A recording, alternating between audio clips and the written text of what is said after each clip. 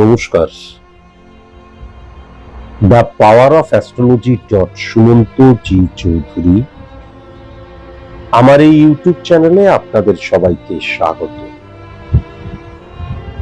আমি এখন আলোচনা করব সাপ্তাহিক রাশিফল নিয়ে। 31 অগস্ট থেকে শুরু করে 31শে আগস্ট থেকে শুরু করে 6 সেপ্টেম্বর, এই যে সময়টা, এই সময়টায় মিথুন রাশির জাতক জাতিকাদের জীবনে 10টি ঘটনা ঘটবেই। 10টি ঘটনা 10টি দিককে উল্লেখ করতে পারে, 10টি অবস্থানকে উল্লেখ করতে পারে, 10টি প্রেক্ষাপটকে উল্লেখ করতে পারে, 10টি মানসিকতাকে উল্লেখ করতে পারে, 10টি অবস্থানকে উল্লেখ করতে পারে, 10টি সিদ্ধান্তকে উল্লেখ করতে পারে। কি এই 10টি ঘটনা, তা নিয়েই আমার আজকের আলোচনা বিশ্লেষণ। সময়টা 31 অগস্ট টু 6 সেপ্টেম্বর। যে রাশিটিকে নিয়ে আলোচনা করব পূর্বেই বললাম, মিথুন রাশি। প্রথমে চলে আসি ইনকামের জায়গা। মিথুন রাশির সবচেয়ে বড় পজিটিভ সাইন যেটা সেটা হচ্ছে বুধ এবং বৃহস্পতির একত্রীকরণ। অনেক ক্ষেত্রে বৃহস্পতি এবং শুক্রের একত্রীকরণ কি করে? ফ্লাকচুয়েশন ক্রিয়েট করায়, হ্যাপাজার্ডলি সিদ্ধান্ত গ্রহণ করায়, হ্যাপাজার্ডলি মুভও করায় এবং সেলফ কনফিডেন্সের জায়গাটা ডিটোরিয়েট করে দেয়।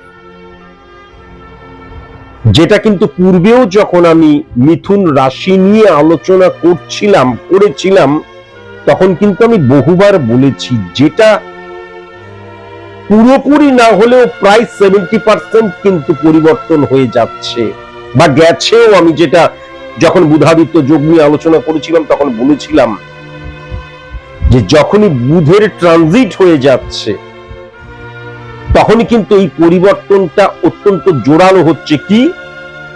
বৃহস্পতি অত্যন্ত পাওয়ারফুল হয়ে যাচ্ছে এবং গজকেশ্বরী একটা রাজযোগের আকারে নিচ্ছে, যেখানে চন্দ্র কিন্তু বর্গোত্তম হয়ে যাচ্ছে।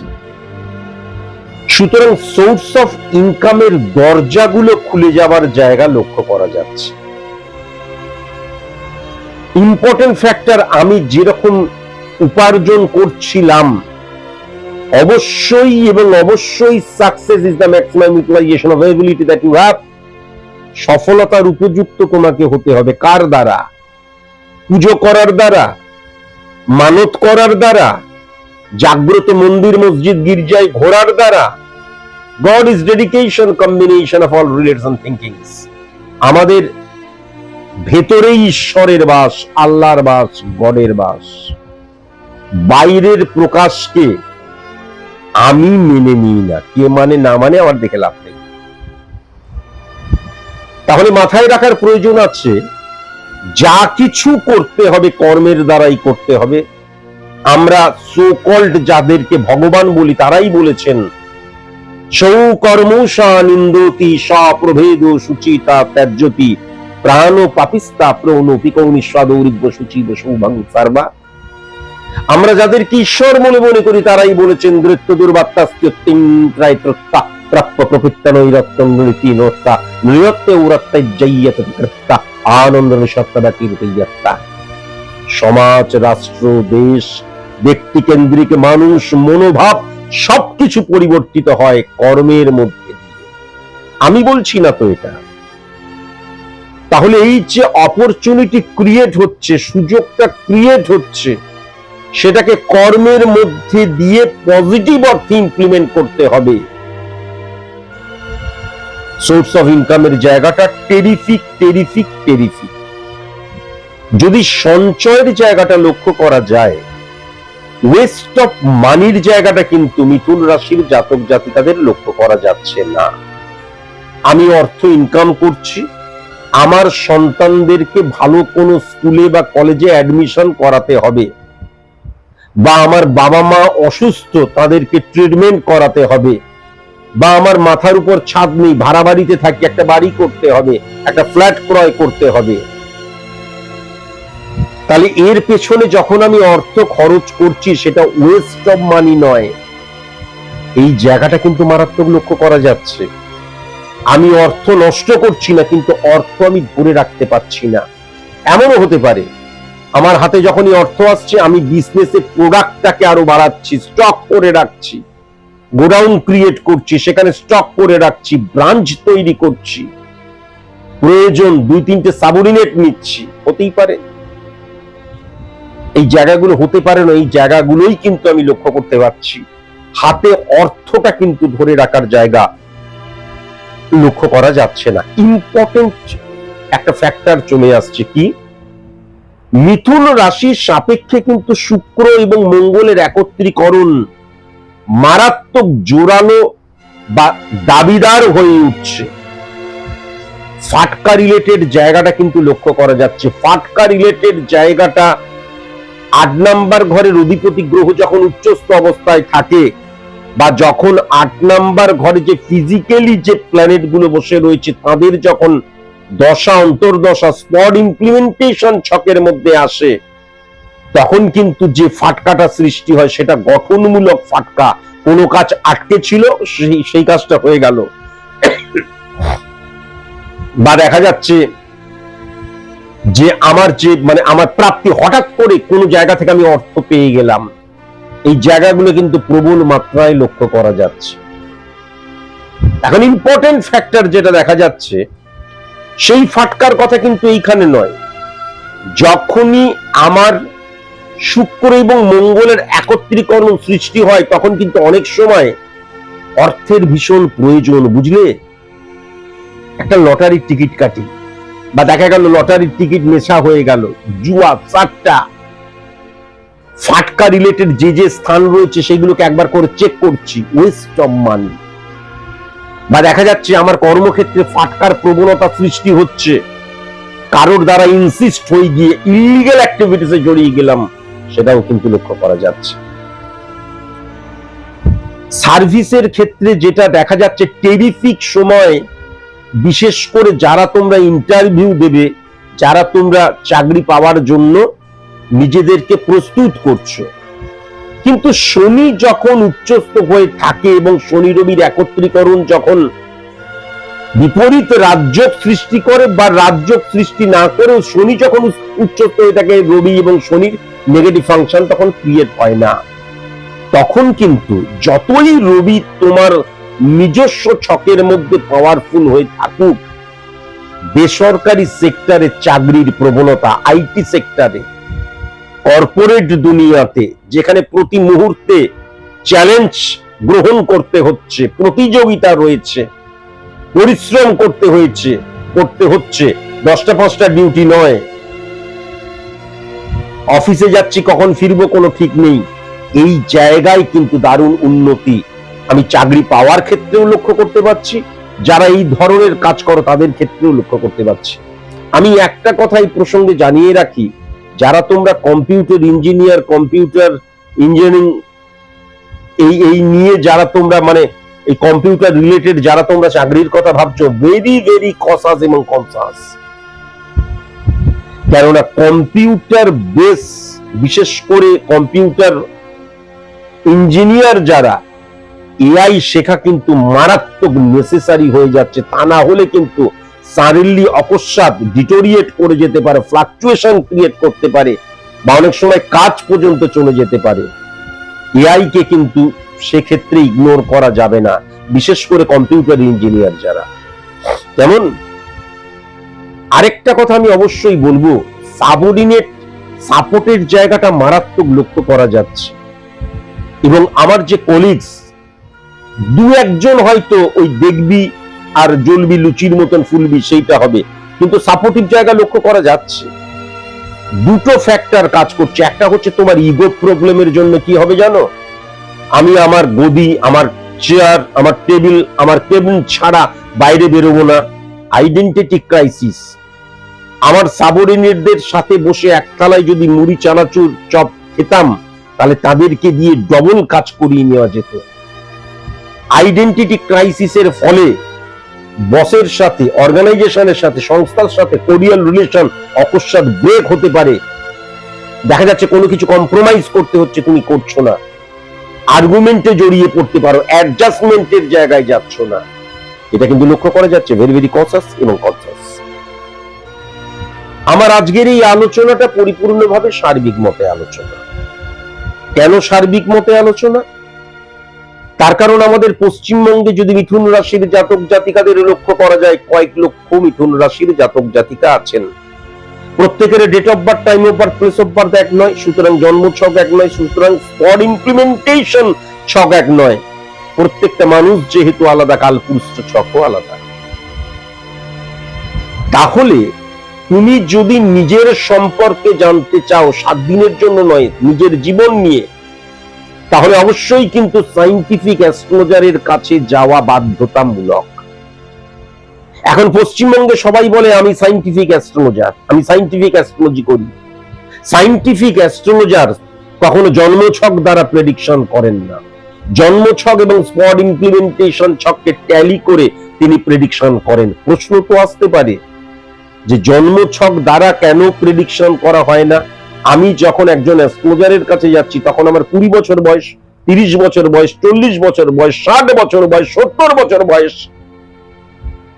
জন্মের সময় যে প্ল্যানেটরি সিচুয়েশন, সেই প্ল্যানেটরি সিচুয়েশন দ্বারা ক্যালকুলেট করে যে ছকটি ক্রিয়েট করা হয় তাকে জন্মছক বলে।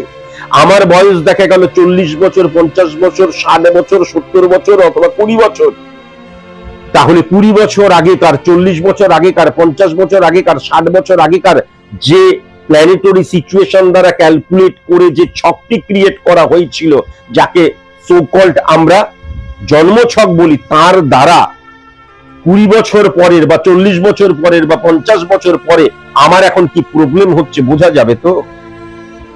আপনাদের কি মনে হয় মানুষ অশিক্ষিত নয়? কি করে ভক্তিভাব, কুসংস্কার এইগুলো মানুষকে নিমজ্জিত করে দিচ্ছে। চটজলদি পাওয়ার প্রবণতা, ফ্রিতে পাওয়ার একটা আগ্রাসন আমাদের এখন মারাত্মক মাথাচাড়া দিয়ে উঠেছে। কিন্তু আমরা যখন যা কিছু চাই তার সঠিক মূল্যটা চুকিয়ে দিতে হয়, নয়তো সফলতা চাওয়া পাওয়া কোনো কিছুই প্রাপ্তির জায়গায় আসে না। তাহলে মাথায় রাখার প্রয়োজন আছে যে এই যারা জন্মছক দ্বারা প্রেডিকশন করছে তারা 100% ভুল করছে। আমি আবার বলছি, আমার বয়স যদি আজকে 20 বছর বা 40 বছর বা 60 বছর হয়, 20 বছর বা 40 বছর বা 60 বছর আগেকার প্ল্যানেটরি সিচুয়েশন দ্বারা কখনো কোনো ভাবে আমার আজকের বর্তমান যে নেগেটিভ সিচুয়েশন সেটা বোঝা যাবে? যাবে না। আমার date of birth, time of birth, place of birth নেই, আমি হাত বাড়িয়ে দিলাম, হাত বাড়িয়ে নিলাম, হাত দ্বারা দেখা যাচ্ছে প্রেডিকশন করছে, ক্যালকুলেশন করছে। বল অ্যাস্ট্রোলজি সাবজেক্টের মধ্যে হাত দেখা কি? অ্যাস্ট্রোলজি সাবজেক্টের মধ্যে হোরা পদ্ধতিকে অ্যাস্ট্রোলজি সাবজেক্টের অন্তর্ভুক্ত করা হয় না। সায়েন্টিফিক অ্যাস্ট্রোলজিতে তো করাই হয় না। কেন হয় না? এগুলো তো মানুষ মন গড়া সবকিছু তৈরি করে দিয়েছে। মন গড়িয়ে একটা করে শাস্ত্র, হ্যান ত্যান অনেক কিছু সৃষ্টি করলো। আমি শাস্ত্র নিয়ে বেশি কিছু বলতে চাই না। প্রথমত একদম পুরো সায়েন্টিফিক ওয়েতে কি হাতের রেখা নার্ভের দ্বারা সৃষ্টি হয়, রাইট? মেডিকেল সায়েন্স বলছে অ্যাস্ট্রোলজিক্যাল প্ল্যানেট রিপ্রেজেন্ট করে আমাদের হরমোনকে। আপনারা বোধ বুদ্ধি সম্পন্ন, তাহলে নার্ভ এবং হরমোন দুটো কি এক জিনিস? দুটো যদি এক জিনিস না হয় তাহলে হাত দেখা কখনো অ্যাস্ট্রোলজি হতে পারে না। আমার যখন date of birth, time of birth, place of birth নেই, তখন একমাত্র কালপুরুষ ছকের মধ্যে দিয়ে, কালপুরুষ ছক আর কালপুরুষ ছক দুটো আলাদা। কালপুরুষ ছক মানে মেষকে 1 ধরে মিনকে 12 ধরলাম, মেষ, বৃষ, মিথুন এরকম করে মিন পর্যন্ত। আর কালপুরুষ ছক চোখের কর্নিয়া দ্বারা ক্যালকুলেশন করতে হয়, চোখের রেটিনা দ্বারা ক্যালকুলেশন করতে হয়। Pure science, pure calculation, pure math.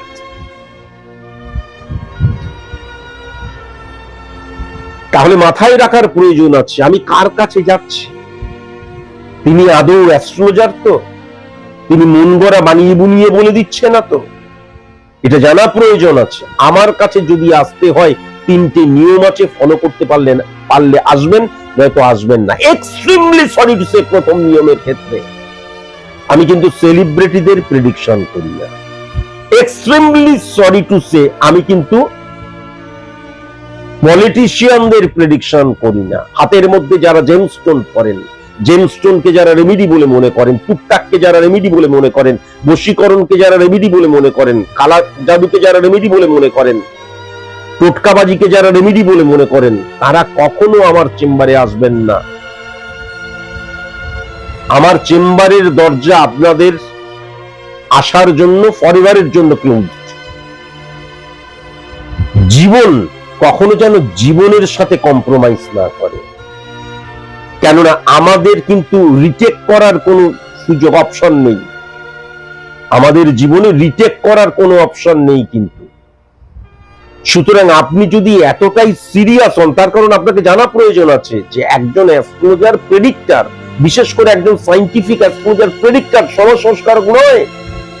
তিনি আপনার পজিটিভ সাইড নিয়ে আলোচনাই করবেন না, তিনি আপনার নেগেটিভ সাইড নিয়ে আলোচনা করবেন। কেন করবেন? তার কারণ নেগেটিভ সাইডকে রেকটিফাই করার প্রয়োজন পড়ে, পজিটিভ সাইডকে রেকটিফাই করার প্রয়োজন পড়ে না।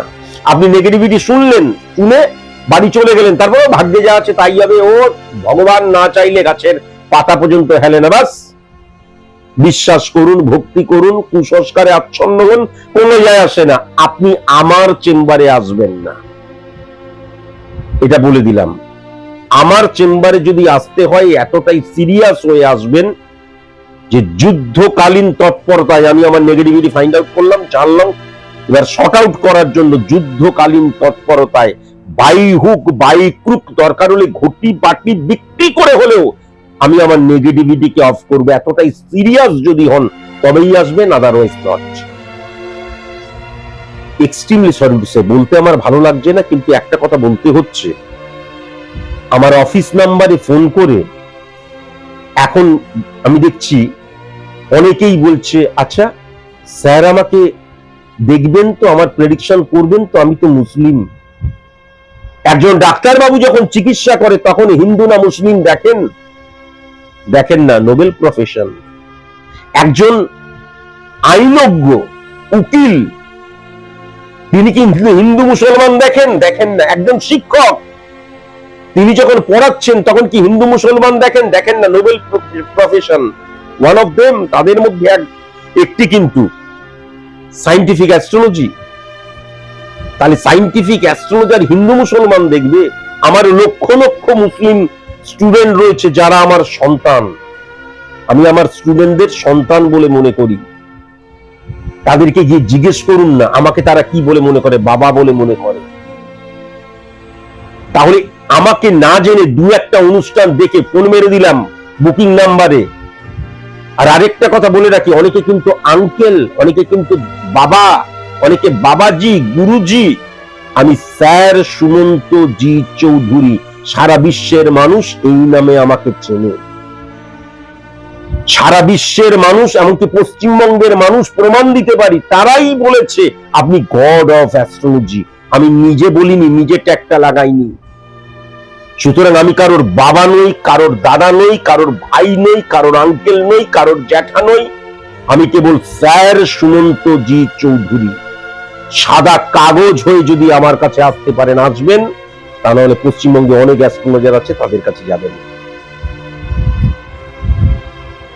আমি যদি বিজনেসের জায়গাটা লক্ষ্য করি, মিথুন রাশির জাতক জাতিকাদের ক্ষেত্রে বিজনেসের জায়গাটা কিন্তু এক কথায় টেরিফিক হয়ে রয়েছে।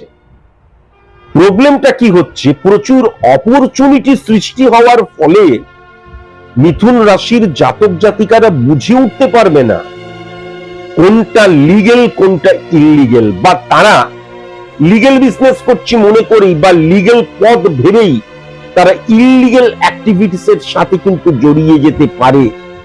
বিজনেস ক্ষেত্রে ফাটকার প্রবণতা বা সোর্স অফ ইনকাম একাধিক আসার জায়গা লক্ষ্য করা যাচ্ছে। মানি ট্যাপের জায়গাও মারাত্মক লক্ষ্য করা যাচ্ছে। বড় বড় অর্গানাইজেশন আর্থিক লোভের ফলে হঠাৎ করে দেখা গেল ভুল রুটে চলে গেলাম, এটাও কিন্তু লক্ষ্য করা যাচ্ছে। আমি জানি বাংলা মাস অনুযায়ী এই সময়টা সাধারণত মানুষ কোনো শুভ কাজ করে না, কিন্তু চ্যালেঞ্জ করলাম এই সময়টাই যদি নতুন বিজনেস লঞ্চ করা হয়, বিজনেস যদি এক্সটেন্ড করা হয়, নতুন প্রোডাক্ট যদি লঞ্চ করা হয়, যদি ক্যাপিটাল ইনভেস্ট করা হয়, টেরিফিক টেরিফিক টেরিফিক।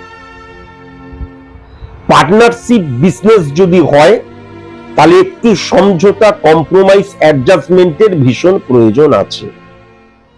ব্যক্তিগত জীবনে স্বামী স্ত্রীর সম্পর্কের জায়গা আমি একদম ভালো লক্ষ্য করতে পারছি না।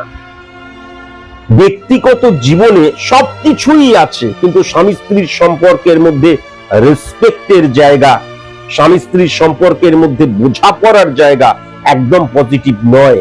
শ্বশুর বাড়ির মানুষজন হইতে ভেরি ভেরি কসাস এবং কনসাস, এবং সন্তানের জায়গাটাও কিন্তু ইলিউশন, আবেগ, ইমোশন দ্বারা তাড়িত, প্রভাবিত হওয়ার জায়গাটা লক্ষ্য করা যাচ্ছে। তেমন আমি যাদের সাথে আছি তারা এমন বিহেভ করছে, তাদের কমিউনিকেশন স্কিল ডিটোরিয়েট করে যাচ্ছে, তার ফলে আমার আত্মীয় স্বজন, পাড়াপড়শি অঞ্চলে দেখা যাচ্ছে আমার সাথে সম্পর্কের ক্ল্যাশ লাগছে, আমি ডিটোরিয়েট করে যাচ্ছি, আমার সম্পর্কের মর্যাদা হানি হচ্ছে, এটা কিন্তু লক্ষ্য করা যাচ্ছে। মারাত্মক অ্যাডজাস্ট করে যদি থাকা যায় তবেই কিন্তু স্বামী স্ত্রীর সম্পর্ক একদম পজিটিভ আমি লক্ষ্য করতে পারছি না। পুরোটাই অ্যাডজাস্টমেন্টের উপর দাঁড়িয়ে আছে, পুরোটাই কম্প্রোমাইজের উপর দাঁড়িয়ে আছে। মানসিকভাবে আনহ্যাপি হয়ে যাবার জায়গা পরিষ্কার লক্ষ্য করা যাচ্ছে। আমি যদি মিথুন রাশির জাতক জাতিকাদের প্রেমজ সম্পর্কের জায়গাটা দেখি, তাহলে ইললিগেল প্রেম, অবৈধ প্রেম, এবং এইটা যেহেতু বাচ্চা বুড়ো সবাই দেখে তাই জন্য ডাইরেক্ট হিট করতে পারছি না। অনেকে আছে না, আমি ভালোবাসছি একটি মেয়েকে বা একটি পুরুষকে, আর অনেকে কিন্তু চোখ দিয়ে অনেক কিছু করে, আমি আর ডিটেলসে যাচ্ছি না। এই যে চোখ দিয়ে এবং তারপর কল্পনা করে নিয়ে আমি আমার মতন করে তার সাথে যথেচ্ছাচার করছি, মানসিক ভাবে ধর্ষণ প্রতি মুহূর্তে, কিন্তু মেন্টালি ধর্ষণের জায়গা প্রতি মুহূর্তে হয়। কি করে? একজনকে দেখলাম, ভালো লাগলো, তাকে আমি কিছু করলাম না, এবার আমি আমার ইলিউশন, আবেগ, ইমোশন দ্বারা তাকে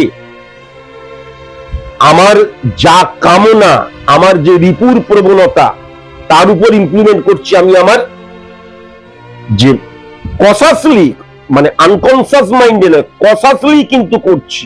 সুতরাং মেন্টালি যে নেগেটিভ প্রভাব, এটা কিন্তু মিথুন রাশির জাতক জাতিকাদের মারাত্মক লক্ষ্য করা যাচ্ছে।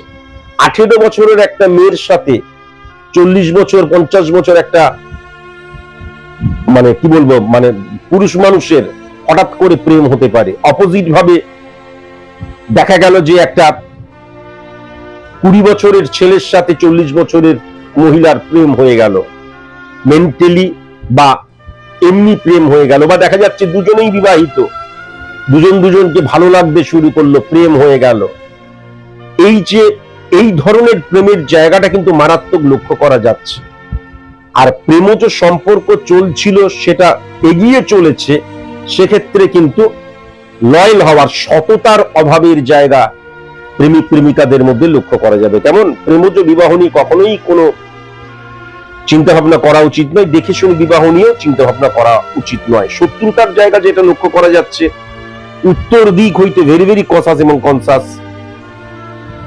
এ অক্ষর দিয়ে, বি অক্ষর দিয়ে, ডি অক্ষর দিয়ে, এন অক্ষর দিয়ে, ও অক্ষর দিয়ে, এস অক্ষর দিয়ে, টি অক্ষর দিয়ে যাদের নাম ভেরি ভেরি কসাস এবং কনসাস, গুপ্ত শত্রুতার দ্বারা তারা কিন্তু তোমার ক্ষতি করতে পারে। শুভ সংখ্যা 3 সংখ্যা, 8 সংখ্যা, 9 সংখ্যা, 13 সংখ্যা, 16 সংখ্যা, 17 সংখ্যা, 22 সংখ্যা, 24 সংখ্যা, 29 সংখ্যা এবং 30 সংখ্যা। শুভ রং যেটা লক্ষ্য করা যাচ্ছে সেটা হচ্ছে সাদা রং, নীল রং, হলুদ রং এবং আকাশী রং। শুভ দিক যেটা লক্ষ্য করা যাচ্ছে পূর্ব দক্ষিণ কোণ, অগ্নিকোণ। আর শুভ বার যেটা লক্ষ্য করা যাচ্ছে সেটা কিন্তু মিথুন রাশির জাতক জাতিকাদের ক্ষেত্রে মঙ্গলবার, বুধবার এবং শুক্রবার। মিথুন রাশির জাতক জাতিকাদের ভেরি ভেরি কসাস এবং কনসাস থাকা উচিত কর্কট রাশি থেকে এবং মীন রাশি থেকে। আজকের মতো এইটুকুই, নমস্কার।